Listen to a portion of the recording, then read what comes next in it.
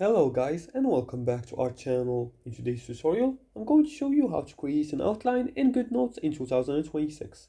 Do you want to structure your notes like a pro? Creating an outline in Goodnotes helps you organize everything clearly. So let's see how to do it by following these few simple steps.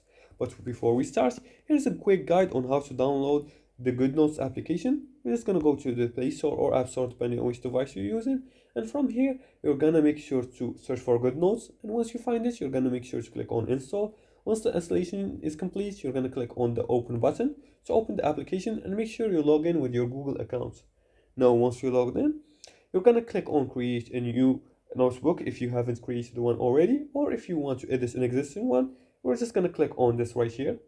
Now to create an outline in Goodnotes, we're gonna tap on the outline or navigation panel. As you can see here, this is the navigation panel. You can choose a lot of screens, a lot of tools right here. You can see also the floating one. You can open the pen here, as you can see. Now you're gonna tap the outline and navigation panel and select add outline or similar options. Then you're gonna enter a title for your section. Here, for example, you're gonna click on the three dots right here. So you can add a page to the outline. For example, I'm gonna click on this option right here to add the page to the outline. And here you can add the page to the outline. You can repeat the process to create multiple sections. And now you can tap on any outline item to jump to that part of your notes.